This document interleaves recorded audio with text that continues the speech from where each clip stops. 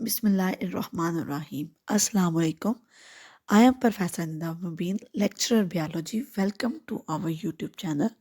आज का जो टॉपिक है वो हमने लिया है chapter number 8 first year biology fungi the kingdom of recycle.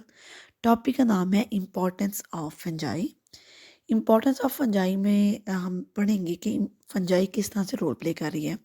सबसे पहले हम देखते हैं उसके बेनिफिशियल इफ़ेक्ट्स, कुछ उसके हार्मफुल भी इफ़ेक्ट हैं, लेकिन अभी हम जो देखेंगे वो है बेनिफिशियल इफ़ेक्ट। बेनिफिशियल इफ़ेक्ट में सबसे पहले हम देखते हैं इकोलॉजिकल इम्पोर्टेंट।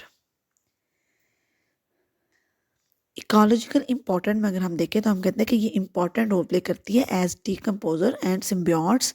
अगर फंजाई ना होगी तो डिकम्पोजिशन का प्रोसेस नहीं होगा, मीन्स कि जो वेस्ट मटेरियल है उसकी ब्रेकडाउन नहीं होगी, क्योंकि जो फंजाई है वो सेप्रोबिक बैक्टीरिया है। ये अपनी जो खुराक है वो डिकम्पोजिशन करके लेती हैं। अब जब ये डिकम्पोजिशन करती हैं तो रीसाइक्लिंग होती रहती है। अगर तो फंजाई रीसाइक्लिंग नहीं करेगी तो इससे क्या होगा कि बहुत से ऐसे न्यूट्रिएंट जो एक दफ़ा यूज़ हो गए हैं वो दोबारा इकोसिस्टम के अंदर अगेन जो है ना वो यूज़ नहीं हो सकेंगे। तो इससे वो लॉक्ड हो जाएंगे डेड एनिमल्स, प्लांट्स वगैरह के अंदर, और जो कमिंग ऑर्गेनिजम्स हैं उनके लिए ये यूज़ नहीं हो सकेंगे। इसलिए हमें बहुत फ़ायदा है फंजाई की डिकम्पोजिशन का, क्योंकि उससे रिसाइकलिंग का प्रोसेस जो है ना वो होता रहता है। एज अ रिसाइकल अगर हम इसमें देखते हैं तो हमारे पास जो फंजाई है उसमें जो एक इम्पॉर्टेंट इसका है वो है हमारे पास इसका माइकोराइजल फंजाई। माइकोराइजल फंजाई हमें पता है कि ये वो फंजाई हैं जिसमें फंजाई जो है ना वो वेस्कुलर प्लांट के साथ मिल के रहती है। जब ये प्लांट के साथ रहती है तो प्लांट की भी अच्छी ग्रोथ होती है।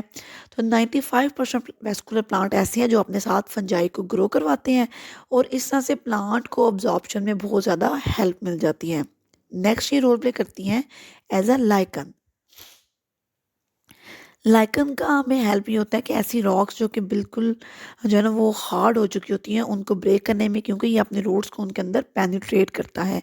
तो इकोलॉजिकल सक्सेशन वो प्रोसेस होता है जिसमें किसी भी बेयर लैंड पे जिस पे पहले कोई भी चीज़ मौजूद नहीं थी, या पहले कोई प्लांट मौजूद थे लेकिन किसी डिज़ास्टर की वजह से वो सारे प्लांट वहाँ से ख़त्म हो गए थे, तो वहाँ पे दोबारा से जो है ना वो ग्रो कर सकते हैं। नेक्स्ट बायो इंडिकेटर्स के तौर पे काम करते हैं। ये हमें पता है कि ये हमारे जो है ना वो बायोस्फीयर की जो है ना वो उसमें एयर पोल्यूशन को रिड्यूस करने में जो है ना वो यूज़ होते हैं। ये सेंसिटिव होते हैं पोल्यूशन के लिए। तो बहुत सी ऐसी जो है ना वो डिग्रेडेशन जो कि अगर वो अपनी पहली फॉर्म में ही वो न्यूट्रेंट मौजूद रहें तो वो पोल्यूशन काज करते हैं। ये ब्रेक कर देते हैं उन तमाम न्यूट्रिएंट्स को। अभी तक जो हमने चीज़ देखी वो इसकी थी इकोनॉमिकल इम्पोर्टेंट। अब हम इसकी जो स्टडी करेंगे वो है कमर्शियल इम्पोर्टेंस। और कमर्शियल इम्पोर्टेंस में पहले हम इसके देखते हैं इकोनॉमिक गेन। ये इंतहा इम्पोर्टेंट लॉन्ग क्वेश्चन भी है। एज अ फूड अगर हम देखा जाए तो हमारे पास तकरीबन 200 स्पीशीज़ है मशरूम की, मॉरल्स की और ट्रफल्स की, जो कि फूड के तौर पर यूज़ की जाती हैं। लेकिन एक चीज़ याद रहे कि जहाँ पर हम इसको मशरूम को फूड के तौर पे यूज़ कर रही हैं वहाँ पर ही हमारे पास कुछ मशरूम ऐसी होती हैं जो कि पॉइजनिंग्स हैं, जैसे कि टूड स्टोल वगैरह।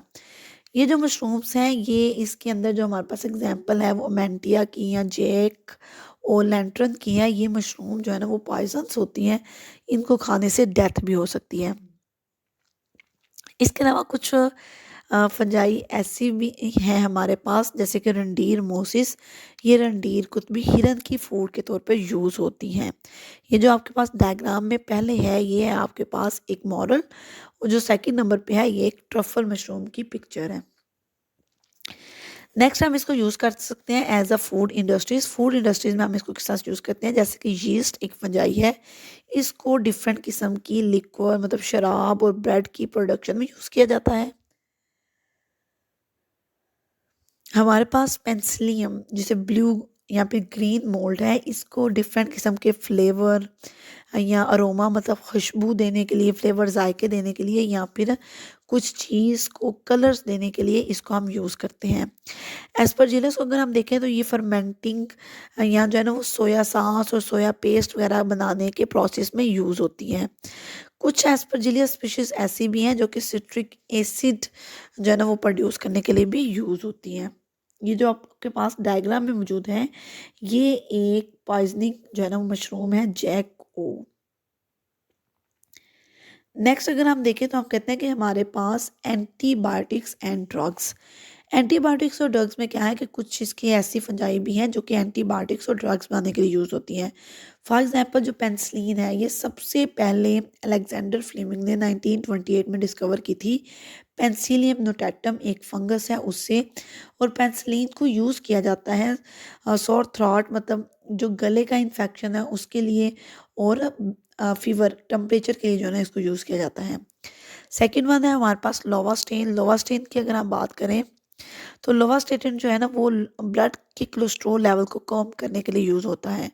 अगर ब्लड में कोलेस्ट्रॉल लेवल हाई हो जाएगा तो उससे हार्ट अटैक आने के भी चांसेस होते हैं। नेक्स्ट हमारे पास साइक्लोस्पोरीन है।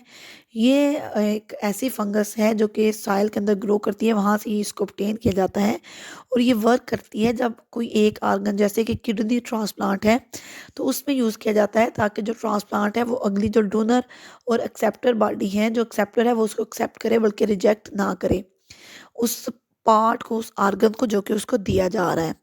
नेक्स्ट है इर्गोटीन। तो इर्गोटीन जो है ना ये यूज़ होता है हेडेक, मिग्रेन। मिग्रेन आधे सर की दर्द को जो है ना वो हम कहते हैं। नेक्स्ट हमारे पास ग्रीसियोफिल्विन है जो कि फंगल ग्रोथ को है इनहिबिट, मतलब फंगल ग्रोथ को रोकने के लिए यूज़ होता है। तो इसका हम यूज़ कर सकते हैं कभी भी अपने फूड को खराब होने से अगर हम बचाना चाह रहे हैं तो उसके लिए जो है ना हम इसका यूज़ कर सकते हैं। कुछ ऐसी फंगस भी हैं जो कि नेचुरल डाइस, मतलब इससे हम जैसे कि लाइकन वगैरह है तो उसके टेक्सटाइल इंडस्ट्रीज में यूज़ किए जाते हैं कलरिंग के लिए। लास्ट वन अगर हम देखें तो हमारे पास बायोकेमिकल इंफॉर्मेशन भी है कि में ये यूज़ होते हैं, मतलब जैसे यीस्ट है तो बहुत सी जेनेटिक या मालिकुलर इंफॉर्मेशन सर्च करने के लिए जो रिसर्चर्स हैं वो यीस्ट का यूज़ करते हैं। यीस्ट को वो इसलिए यूज़ करते हैं कि ये बड़ी तेज़ी से, इसका जो जनरेशन टाइम है वो बड़ा शॉर्ट होता है और तेज़ी से न्यू जनरेशन जो है ना वो बनाती है। तो एक जो इसका एरिया है, ये कॉलोनी है, उसके अंदर ज़्यादा नंबर्स ऑफ जनरेशन बढ़ने से हम स्टडी कर सकते हैं कि एक जनरेशन से दूसरी जनरेशन में क्या चेंजेस आई हैं। नेक्स्ट अगर हम यीस्ट को देखें तो ये जेनेटिक इंजीनियरिंग 1983 में जो है ना इसके ऊपर एक जेनेटिक इंजीनियर था, उसने वर्क किया था कि इसको हम आर्टिफिशियल क्रोमोसोम फंक्शनल, जैसे कि सैक्रोमाइसिस सर्विसिया है, तो उसकी स्टडी के लिए जो है ना वो इसको यीस्ट को जो है ना वो यूज़ किया गया।